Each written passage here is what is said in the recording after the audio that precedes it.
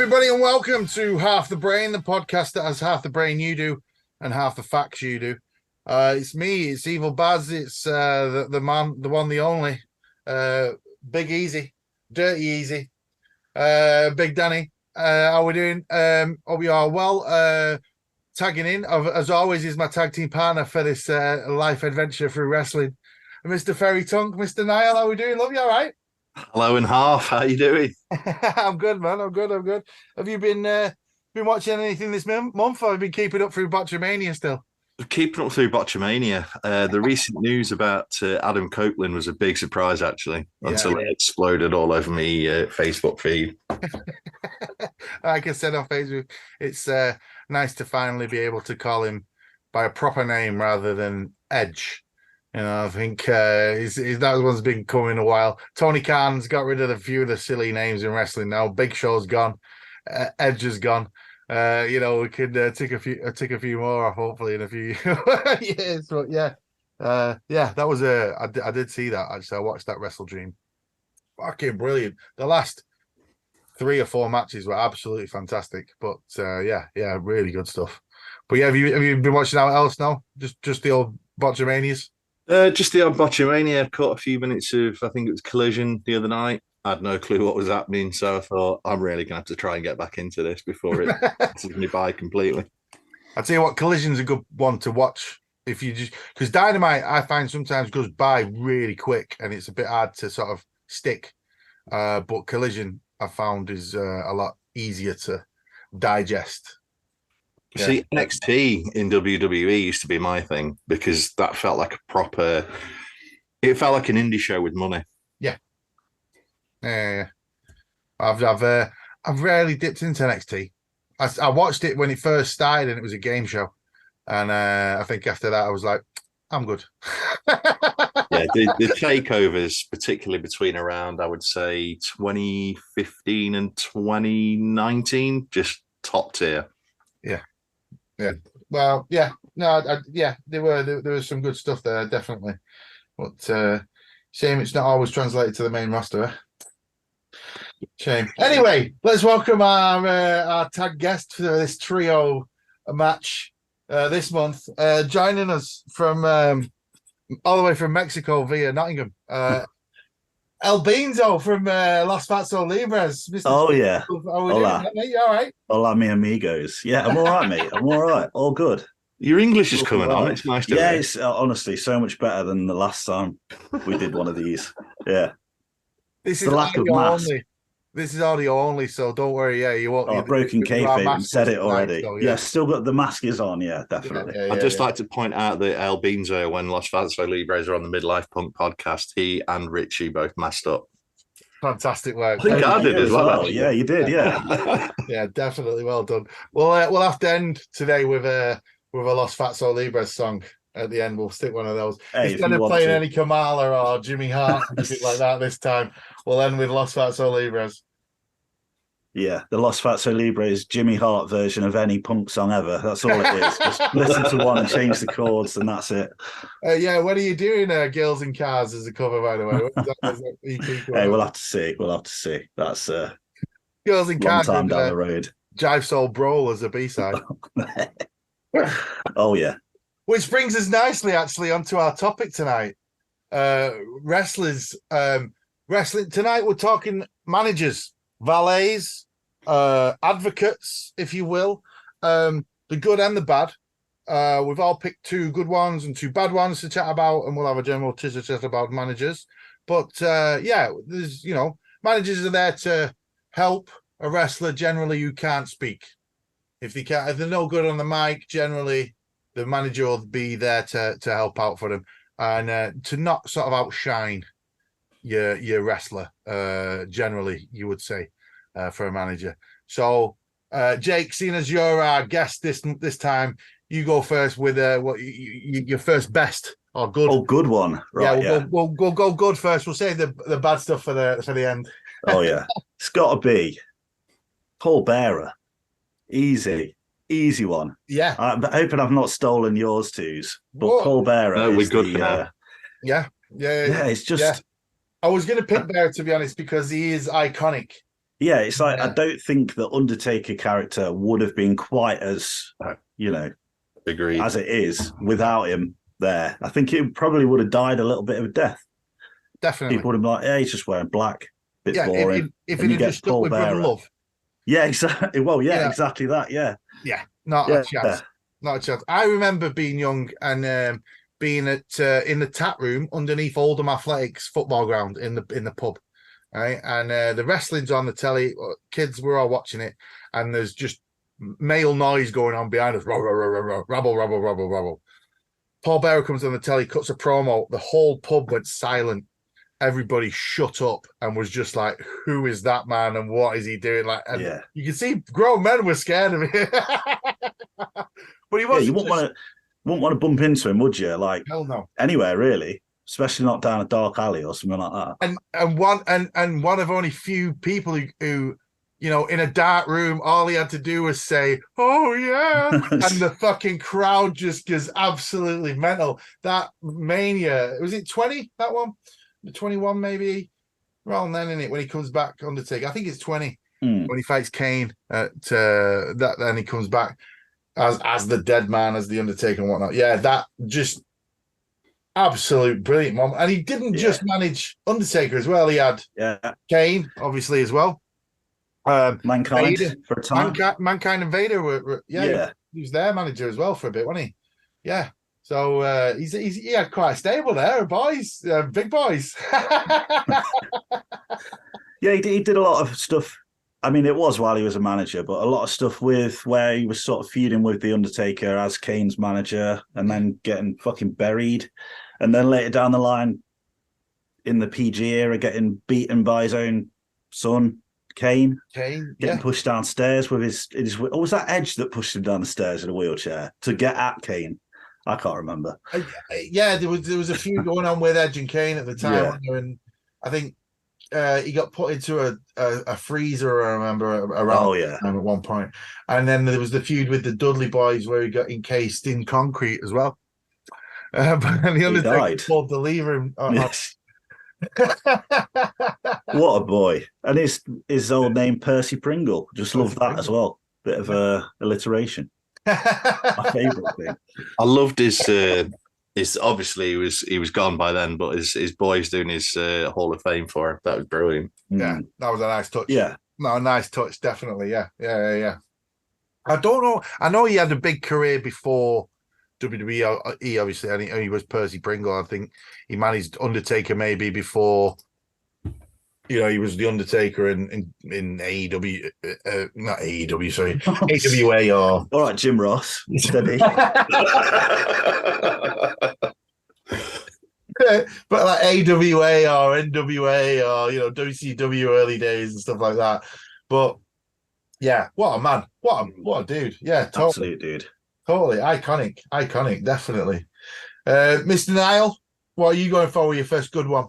I'm getting it locked in right away. Yeah, Mr. fucking Fuji. Oh, damn you! Damn you, sir! He was my first pick for good one. But yeah, I love Fuji. Fuji was the best. He was an absolute nuisance, and that's the best thing about him. That's what I absolutely loved. He wouldn't just like stand on the sides and like shout encouragement or just get in the referee's face. He would fucking do whatever it took. Hell yeah. See, right, I've always had a theory about this, right? So when I started first watching early 90s, there were sort of three main managers, if you will. Heenan had all the sort of like the workers, the guys who could work and who had a sort of smallish character about them, but who had a big work ethic, if you will. Then Jimmy Hart had the characters. Yeah. And they could be workers as well, but they were generally characters, and they were like, like the Mountie or Honky Tonk Man, people like that. I'm trying to think who else. Hart, and I've got a little figure stable of Jimmy Hart figures. The Nasty Boys, Erwin R. Shyster, those kind of people. And then Fuji had the mental people, like the Berserker, the Warlord, and the Barbarian, Yokozuna, just absolute beasts. If you wanted to get someone over as a beast, give him Fuji as a manager. He was just, yeah, I loved him. Absolutely brilliant. He had so many like big moments as well, but despite him having those moments, it was never about him. He always managed to keep whoever he was managing firmly in the spotlight as well. Yeah, the turn at WrestleMania with Demolition and the Powers of Pain. Where he turns on Demolition and ends up going with the Powers of Pain. That's at a Mania, isn't it? That's at 4 or 5 of one of the early ones, isn't it? Yeah, one of the early ones. But yeah, the fucking absolute shout, you bastard! You absolute bastard! You stolen my first pick. When he gets that salt out. You what? When Mr. Fuji gets the salt out. Yeah. Chef's kiss. Beautiful. Right, well, I'm going to go with my second pick then, and I'm going to go with Harvey Whippleman as my second pick for a good manager. Same with Fuji. Whippleman had the same sort of effect when Fuji sort of left for a bit and then came back with Yokozuna, and he changed character. He dropped the sort of odd job look and went more traditional Japanese. They were giving the monsters to Whippleman, so Sid Vicious was managed by Whippleman. Big Bully Busick, who is a boy for me. He is a boy in my boy stable. Popping kids' balloons with his cigar and his big handlebar mustache. Fucking A. Big Bully Busick was managed by Harvey Whippleman though as well. He had Adam Bomb. And the thing what he did with Sid Vicious, I loved, was when Vicious gave them a power bomb, he'd get in the ring because he was Dr. Harvey Whippleman, and he'd get a stethoscope out and he'd check the heartbeat to see if they were still, and he'd go like, no, it's over. And that, as a kid, that was fantastic. And he was great at being annoying and just like, on the mic. Giant Gonzalez as well. Yeah, I bet that was like I bet nobody really wanted that assignment.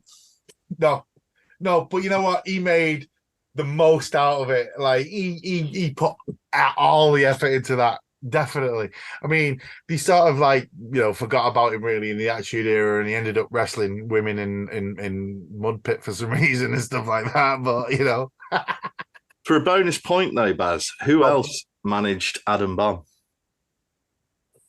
Oh, Johnny Polo, was it? Yes. Raven? Yes. Only briefly though. Was him, and he managed him and the who else did Polo manage? The Quebecers. Yes, the Quebec brothers. Yeah. So fucking. I think that was his first WWE run, wasn't it? He'd just come off of being Scotty Flamingo in WCW. Yes. Yeah. And he come in as a bit of he had creative as well. He had a bit of creative and worked in the offices like with Bruce Pritchard. And Bruce Pritchard always says that he could never stand Raven or Scott Levy as he was at the time. I'm just trying to. There he is. There's me Adam Bomb figure. Brilliant. I've got a big jobber stable of figures up here. Yes. Perfect. Adam Bomb. Fucking hell. What a shit wrestler. Right, Jake, give us your second one. Is this bad one, yeah? No, second good one. Oh, mate. Second good one. All right. Good one. It's got to be Paul Heyman. It's got to be any. Easily Paul Heyman. Easy. I went for 2 Pauls, just purposely. my Paul stable. On the Mount Rushmore of wrestling managers, he's definitely on there. From Paul E. Dangerously all the way to now Paul Heyman. Easily. Like, it's just iconic. Even now, what he's doing or what he has been doing with Roman Reigns, like I don't think people would like Roman Reigns as much as they do now if it wasn't for his involvement. Yeah. Not that I do like him, but so he's done like a kind of reverse with Roman Reigns. So he's obviously improved Roman himself on the mic. With Brock Lesnar, when Brock first debuted, he was a solid talker. And Brock just kind of went down that line on his many returns. Is like, can't be asked, give me Paul. Yeah. I just can't be asked anymore. And fair play to him. Fair play to Brock to be able to just go to Vince and go, nah, can't be asked. And I'll prove it. Because I remember when he brought him back, there was about 2 weeks where he didn't have Heyman win him. And he cut a promo on Raw and quickly came in the next week very quickly to sort that stuff out. But like, even going back, like the Dangerous Alliance in WCW, them versus the Stinger Squadron is still, I think, one of the best war games ever. You know, absolute fantastic stable, and then obviously ECW and all the stuff he did in ECW and all that, you know, 911 and all that sort of stuff. But yeah, coming into WWE and like, I know the 3 people he's managed in WWE, I think, properly, like, you know, just like, or 3 of the top biggest stars. I think Brock, was it Big Show for a time? Yeah. Oh, that famous turn, that amazing turn that you knew was going to happen, but still. But then you get to like post return of Brock, and there's a few in there. I mean, there's CM Punk, which I forgot until I was sort of looking up this. Curtis Axel. Curtis Axel.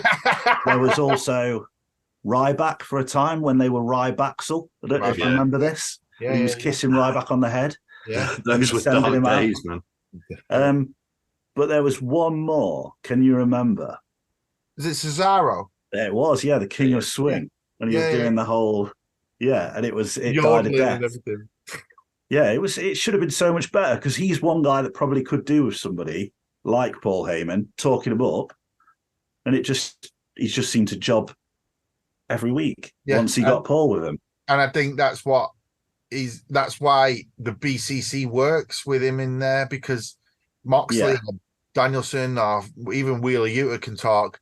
Audio doesn't really have to talk at all. And the stuff he did with Eddie Kingston was just fucking fantastic as well, to be fair to him. So he's improved a hell of a lot, like, but you know, if you need, I don't think he really needs anybody anymore, but back then he did, definitely. Yeah, for sure. I think with Heyman, though, it should have been like a sort of almost like a stipulation that if you got Heyman, that was it. You were an elite. You were a blue chip guy.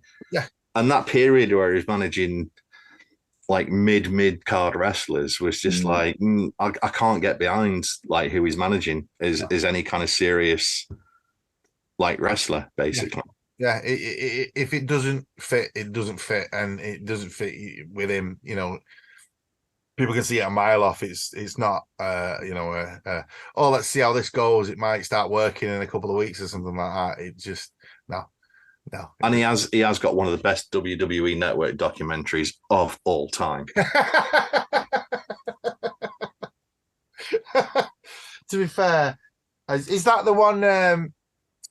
My Client, or what's it called? Ladies and gentlemen, my name is Paul Heyman. That's that one. Yeah. Sorry, yeah. I get confused for a moment with the fall and rise of ECW, or the rise and fall, sorry, of ECW. That one, that's a brilliant.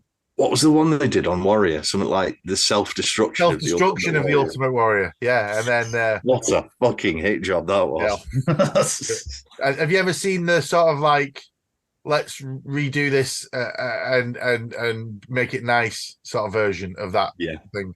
I used to have the self-destruction of the Ultimate Warrior on DVD, and I loved it. I thought it was brilliant, especially the Bobby Heenan bits, where he's telling stories about Andre just not liking him in the slightest, and how he just dropped him and like really messed up Bobby Heenan's back, basically, his spine and whatnot. But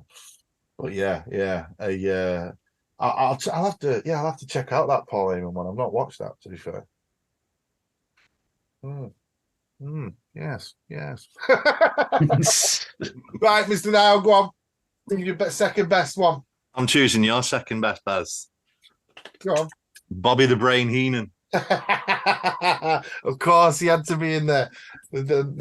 Again, another one who'd be on the Mount Rushmore of professional wrestling managers. Absolute. I can't think of a bad guy he had apart from Terry Taylor as the Red Rooster. But I am positive, right? I've got a bit of a Mandela effect going on with Bobby Heenan, right? And the Red Rooster. I am positive when he debuts, there's a promo by Bobby Heenan where he says, I am that good of a manager that I can get you over no matter what your name is. I could call you the Red Rooster and I could get you over with these fans if you come with me and let me be your manager. And Terry Taylor says, right, fine, okay, you're on, we'll do that. And that's when he becomes the Red Rooster. And I'm 100% positive that happened. But yet people claim on the internet, oh, one of the stupidest ideas and gimmicks of all time is the Red Rooster. And I'm like, no, you're fundamentally understanding this wrong, but I can't find that promo anywhere. And I think I've just made that up in my head as it does sound familiar to me. Yeah. But I can't find it anywhere. And I'm 100% positive that exists. I think one of my enduring memories of Bobby the Brain was him and Andre the Giant. I think, and this might be a Mandela as well. It was the WrestleMania where they had the carts. 3. Yeah. And like he's like slaps Andre or something, and Andre's like, and then Heenan like proper plays it up. Is that the end? I think it's like after the match when they're leaving. Yeah, when they're leaving, people are throwing stuff at him, and like Heenan's sort of crying almost. He's slumped over the cart while Andre's slapping stuff away, and I think it's at 5 maybe that he turns on him, but he does turn on him at a WrestleMania, and and then he goes out and he's waving and stuff like that. I think that may be 5 or 6. I'm it's been a while since I've watched either of those, so I'll have to. In fact, yeah, I'm going to. I think for me, he's the epitome heel of everything. Like brilliant color commentator. I mean, everybody knows the whole Monsoon Heenan thing. It's like, will you stop? That's it, yeah. Will you stop? And his famous line, Shawn Michaels kicking Jannetty through the window. Oh, he jumped. Yeah. The coward Marty Jannetty. Just the call at the end of the Royal Rumble 92 there. Yes, he did it. We did it. The whole of the 92 Rumble. Oh, it's unfair for Flair and all this, it's fantastic stuff. Absolutely fantastic stuff. Yeah. He's what a man. What a man Heenan was. It's testament to like he could come up with things on the fly. And we all know that a lot of stuff in WWE is like heavily scripted now. Yeah. And just to come out with all that sort of stuff, like on the hoop, was just incredible. Yeah. Some of his promos. I mean, the stuff, Nick, if you watch, because he was Nick Bockwinkel's manager in the AWA, right? And Nick Bockwinkel is a wordy motherfucker. And he'd sound like he swallowed an encyclopedia one day and just it started, spewing out of him. So I dare say, few long car rides with Nick Bockwinkel, you're going to pick up a few quotes and sayings and whatnot and stuff like that. So, going into WWE and giving that live mic and being told, right, you're going to be the voice, you and Gorilla are the voice, and especially then getting his own show and all that kind of stuff. He was just, and it's a shame what they did to him on that the first ever Raw where he's dressed up as a woman and he's getting kicked out of Raw and, and he comes back as a rabbi and all this sort of stuff. And he gets kicked out. He gets thrown out basically into the streets. And that's the last time you ever see him on the WWE. And then the next time you see him is at WrestleMania 18 for that Battle Royal, is it? Yeah. Yeah. So, 18. It's 18 or 19. One of them. Yeah. One of them. But yeah, that's it's a shame. Shame. It's big time. But he was one of the best of all time. So here's to you, Bobby. We'll pour one out for Bobby. Right. Jakey boy, Albezo, give us your first worst manager of all time. Oh God. Let's go down. So many to choose from. This is it, yeah. All of really bad managers. I actually almost chose this as a good one. Right. I was sort of on the, but I'm going to go with Vicky Guerrero because for a time she was actually all right. And this was when I proper got into wrestling, was watching it weekly, and she was just always there.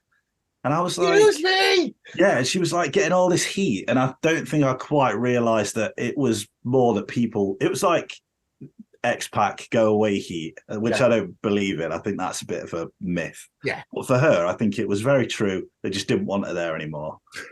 But some of her involvements with stuff, I mean, it was all right. It was decent. I hated her personally. I quite like her now. I think if she came back now, it'd be like, oh shit, there's Vicky Guerrero. Let's all, go banana, as they say. But no, just shocking. Shrill voice, just awful. A lot of it. I am completely there with you, mate. I'm completely there with you. And she missed her cue that time. Where the fuck is Vicky? And her face, when she finally does come out, she's like, oh shit. Oh shit. Yeah. What a famous box. But yeah, no, she overstayed the welcome, I think, a lot. Like, when she first sort of came back as a heel and was doing the whole excuse me thing, it got over and it was great. Yeah. And then she became the general manager of SmackDown. She had her own stable with Edge, and I could see, obviously you could see what Edge was doing, like getting in with her because she was running SmackDown. Yeah. She's in AEW at the minute. She manages Nyla Rose at the minute and Marina Shafir, I think her name is. They're in like a little stable. Right. But did she not fall out with them with AEW quite recently as well over something? I can't remember. I don't know if I've not seen her around for a while. Yeah. Which is the only reason. And Nyla Rose has been on telly without her. Yeah. But I don't know. That could be misinformation. Yeah. Ignore that. I mean, kudos to WWE for giving her a job after Eddie went, because she could have just been shit. But when she came out with the whole excuse me, and that fucking irritated the piss out of me. But at the same time, I thought she's doing the fucking job. Yeah. Yeah. No. To be fair to her. And she was getting a lot of shit from King, at the time. Like, King's commentary is fucking awful whenever she came out. So I always felt a bit sorry for her. I'm like, King was fucking going at her saying, oh, look at this fat woman, basically. Yeah. One time, I think they're on the stage and he goes, hey, Vicky, have you lost weight? If you turn around, I think you'll find it. And it's like, it's just... just the shittest dad jokes in the world to Jerry the King Law. Classic King. Terrible. Well, yes, we'll put that in there. We'll put Vicky Guerrero in the worst wrestlers book. She nearly went in the best, I'm not going to lie, but I can see why. I came to my senses. She's great at getting heat. But any more than like 10 minutes of her, and then you want to pull your own eyeballs out. Definitely. Mr. Niall, go on. What's your first worst? Now, there's plenty of reasons for this. Right. But the main one is why. And that why is Nicole Bass. She had the physique, right? She might not have had like the whole package when it comes to talent, like in the ring. Yeah. But why the fuck, right, would you put a specimen like that in a non-wrestling role and just expose her for how absolutely fucking dog shit she was at it? So she was Sable's manager for a bit, or bodyguard. Yeah. And then she was Val Venus's for a bit as well, wasn't she? And then she claimed the Brooklyn Brawler was touching her up apparently backstage. Doesn't surprise me. And she took him to court and failed in that lawsuit. So see you later, Nicole Bass Fishing. I think she did have a couple of like evening gown things as well, and I'm like, this is like, just make a China Mark II. That's what they were trying to do, really, I think, but it just didn't work. And for some reason, they never signed that Asia from WCW. Yeah, it's like China. Yeah, she was the enforcer for DX, but as soon as she like broke off on her own, and went for the IC title and had that thing with Eddie Guerrero, where she was his mamacita. She was absolutely fucking flying at that. Mate, she was over big time. She was like third biggest star at the time, around that time. Like it was Austin, The Rock, China/Mankind, like they fighting it out for third place, superstar. Like she was over like Rover. But they just, after the whole Triple H Stephanie thing, went all a different way, and tough shit for China. And we all know who ended up taking the number 3 spot after she left. Yeah, exactly. There we go. The first casualty of the reign of terror of Triple H. That'll have to be a topic for next year. Triple H's reign of terror and how it really affected everything in 2003 onwards. Pour one out for Mark Jindrak, everybody. Not just Jindrak. There's a lot of people. Goldberg. A lot of people suffered in that reign of terror. We don't let you people win titles. No. Yeah, what are you saying? Yeah. Randy Orton's first real push was give me that title back off to Triple H to then give it on to Batista. But yeah. Anyway. So you're going with Nicole Bass. I like that. I'm going, my first one, I'm going to go with Abraham Washington. Ooh. The guy who got sacked for doing a Kobe joke live on Raw. Kobe Bryant had allegations of raping a woman that were, quashed, thrown away out of court because of lack of evidence, etc. But Abraham Washington, live on Raw, said something like, these guys are going to beat you quicker than Kobe Bryant does to a woman in his hotel room. And didn't come out and apologize at any point after he'd said that. But what I quite like about Washington was they'd given him a live sort of mic for him to stand at the side of the ring and sort of give his own commentary on and I've always thought that is a fucking stellar gimmick to give a wrestler. If you could let him have a mic that's hooked up to the house mic and he does his own commentary whilst he's wrestling, that'd be over with me. I think that's a superb gimmick. Anyway, the thing about Washington though was that he was super fucking annoying. They'd given him his own talk show on ECW, and the best thing about the talk show was Tony Atlas just laughing like a he couldn't even pronounce his name. He's called the Abraham Washing Show with your host Abraham Washing. What his name? Absolutely brilliant. Whoever thought of, if we're giving this guy a show, give him Tony Atlas as well. That give that guy a raise. But Abraham Washington for me just didn't work in the slightest. He had nothing about him. He was trying too hard. He came across as like one of those actors that comes to school when you're a kid and acts out a drugs play, and there's a moral message at the end. He came across as one of those guys. Just you trying too hard here. You're gonna pull out an acoustic guitar and sing a song about Jesus in a minute. Stop it, mate. Yeah. Abraham Washington's my pick. my first pick, sorry, should I say. So yeah, Jake, give us your second pick.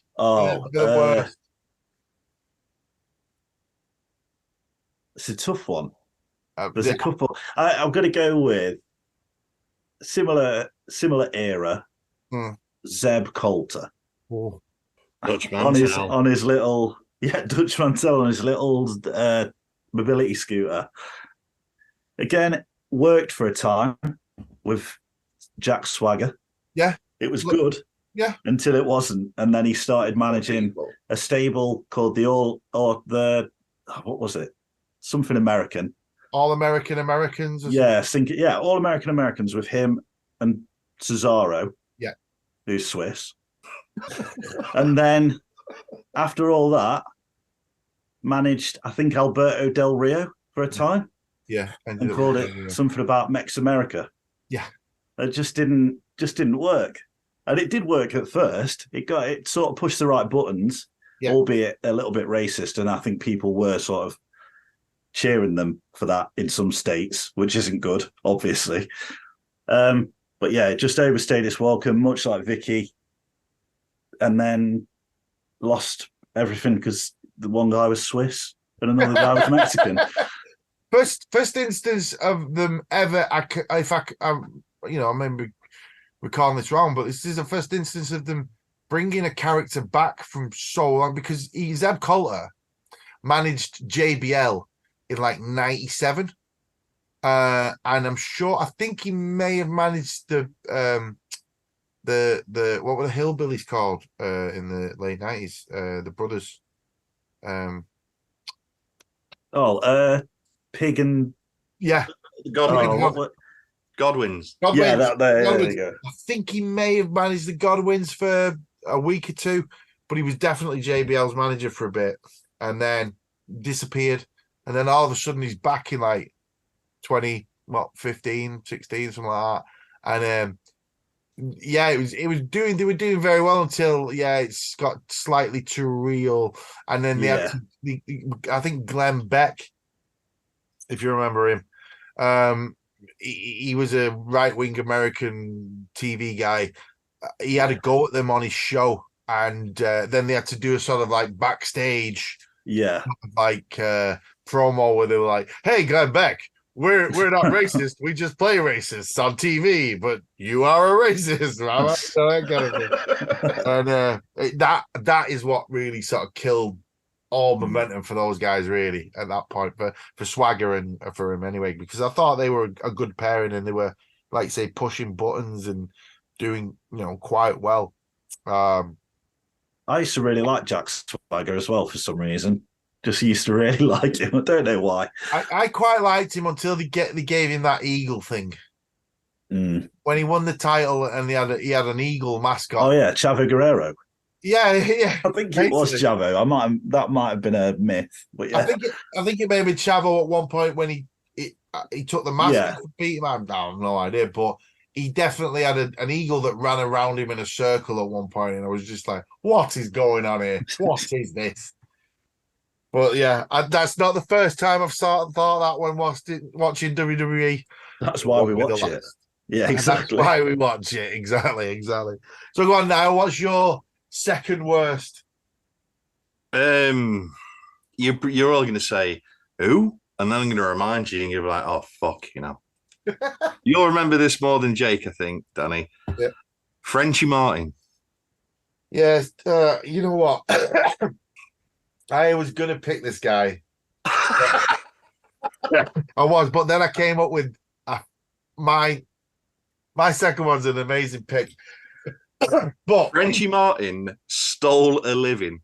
Yes. The most exertion he ever had to do was hold up that sign that said USA is not okay. Yeah. That's USA all he fucking did. Yeah. And all he had was fucking Dino Bravo as a manager as well. No. He was originally with I'm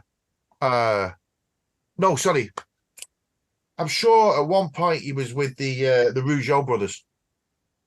They probably did even less there. I'm sure when they came in, he was with the Rougeaus, and then he left the Rougeaus, and Jimmy Hart bought their contract in kayfabe, and Frenchie Martin went with Dino Bravo, but didn't have it. He was the WWE had a lot of these guys where they brought him in and they had one guy as a manager, and that was it. There was a guy called the Coach who had who managed Mr. Perfect for a bit, and that was it. Never managed anybody else. No. Kimchi was Kamala's handler, and never touched anybody else at all. Bam Bam Bigelow had a manager, right? And I'm gonna have to Google his name. I can't remember his name. And I think it was like he had a really stupid name. Hang on a minute. Bam Bam Bigelow. But this is like, Survivor Series, like the first one, 88, or Oliver Humperdinck. Oh yes, Oliver Humperdinck. Oliver Humperdinck was I managed one guy in WWE, and it was Bam Bam Bigelow, and that was it. See you later, Oliver. Never seen again. Fucking Paul Ellering. Sorry, Paul Ellering only managed the Legion of Doom, and then briefly turned on them. All right, in the Attitude Era, managed DOA, and that was it. No, he managed Authors of Pain. Authors of Pain, yeah. Yeah. Oh, yeah, I suppose. I'll give you that one. I will give you that one. He had a third team. I'm just having a look at Frenchy Martin's Wikipedia, and apparently in Puerto Rico, he wrestled Ric Flair to a 60-minute time limit draw. Fuck off. Like, no, this has got a source as well, so it's not a citation needed. Yeah. On September 28, 1978, he won the NWA British Empire Commonwealth Championship from Steve Rickard. Okay, now. Holy shit. Holy shit. Mad. He actually did some. Do you want to change your mind now, Niall? This guy's a living legend. He still Or is did he dead? nothing. No. I'm trying to think of just one more one and done managers. Like, I'm sure there will have been Sapphire? Sapphire. Well, she was a fan really who was Dusty sort of brought out of the crowd and let her hang around with him. Really, I don't think she was a manager. You know, like even Sherry, she had a couple of guys and whatnot, didn't she? And Miss Elizabeth only had Savage in WWE. Yeah. Anyway, in I don't know. Didn't she have Hogan as well, technically? Oh yeah, I suppose technically, if you want. Right, yeah. So, listeners, if you can think of any more one and dones, Yeah, please one and let us done. Yeah, let us know. Email in. We've actually got an email address, halfthebrainpod@gmail.com. So yeah, email us in any more one and done managers if you can think of any. Yeah, we'll gladly take them. What is it? So is my last pick now for the worst one, and I think I've got a really good one here. I'm going with, because like I said at the start, a manager shouldn't really outshine the person that they're managing. So I'm going to go with Sable. I get it. From that perspective, I absolutely get it. Just, you did the complete opposite of your job. Like, I mean, you've got to question Mark Merrow's thinking of like, why am I bringing my wife to work? Why should I bring my wife? Like, you know, because it's only going to go wrong for me. If Mark Merrow had said, you know what, you're not coming in with me today, you're going to stay here. Like, I'm going to go to work and you're going to stay here. I think he'd still be married now. He'd still have a wife. She wouldn't be married to Brock Lesnar. Yeah, she wouldn't be a farmer's wife. Yeah, but she just completely outshined him. There was like no way he was going to get over at all. And then when he lost to her, that was the end of his career. Like completely at that time, because women's wrestling wasn't a thing in 97, 98, 99. You know, you had China and that was it. Yeah. I mean, they tried with like Luna and Sable. They weren't great wrestlers, you know, back then. I disagree about Luna. She was. No, don't get me wrong. Luna was brilliant, and Luna versus China could have been a great match that they never gave us, right? But Luna versus fucking Sable was not great. No. You know, Luna versus Jacqueline wasn't the best. Really, it could have been. It should have been. It should have been, yeah. But it just wasn't, you know. And back then you didn't really have many women's matches, and there weren't many other women, to be honest. You know, so yeah. But Sable just fucking nails on a chalkboard for me. Absolute. I just did the absolute opposite of what you should do as a manager, and you know, it was. Yeah, couldn't stand her. I liked Miro as well when he first came in. I was like, he looked pretty cool. You know what? I in WCW, I actually buzzed off him. He's in my boy stable from WCW. Fucking Johnny Be Bad, Johnny Be Good, or what, you know, was absolutely fantastic. I loved the glitter gun thing, and that he put a sticker of a kiss on the guy's face when he beat him. He was always on WCW on a Saturday afternoon. Yes. Always. And I buzzed off him. And then when they brought him in, you think, oh, this is going to do good. And this was in the middle of '96, where like shit was going down quick, and it was like, you know, we had plumbers, garbage men, clowns on Raw. Fucking, you know, Adam Bomb versus Doink as the main event on Raw or some shit like that. If only he'd said that day when he went in at Titan Towers, honey, just wait in the car. Yeah, you just wait in the car, love. Let me get this meeting out of the way, and then we'll go and have something to eat. You just stay here. Be fine. But no, he had to show off his missus, and Vince Russo fell in love. Bro, you got to see this broad, bro. Bro, have you seen this blonde, bro? Oh my God, let me tell you, bro.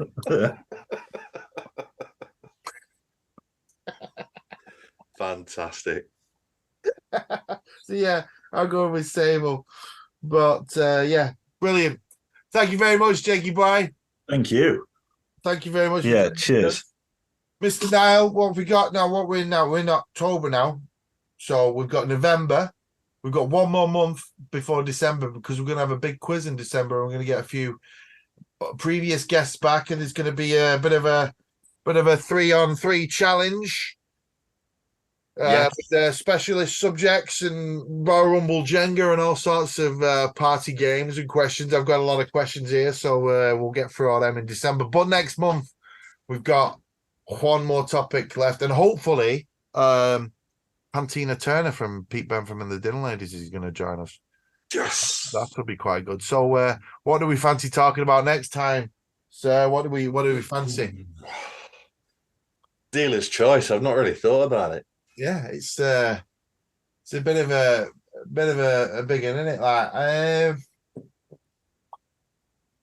no, I think we might keep it a mystery, and I'll let you know my plan. I'll have to have a think about it. We'll have a think about it, folks. But yeah, we'll come back with a suitable topic. I'm sure we might. You know what? We might dip into TNA. Oof. What do you think about testing the waters in TNA? And I'll have a little dip into that, the history of TNA, maybe. Yeah, why not? Let me reactivate my Men in Motors subscription. Yeah, but we'll just stick to TNA. We won't go full Impact or anything like that. We'll just stick to the good old TNA days with Curryman and Shark Boy. The glory weekend. Yeah, exactly.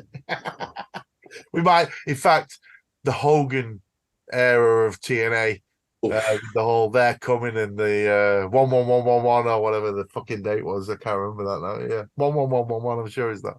Anyway, that's next month. We'll end with some Los Fatso Libres, taking you out with the smooth tones of Los Fatso Libres. Thank you guys, and we'll see you all next month. See you later, everybody. Bye. Bye. Adequate is the word. What was that? There's a duck in here somewhere. Just clapped.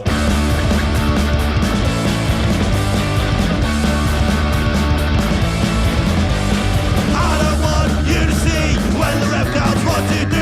When I'm down on my back, when you hit me with a sneak attack. I don't want to be kissing ass just because of its fucking crap. I don't want to be jumping out way oh, way oh. I don't want to be jumping out way oh, way oh.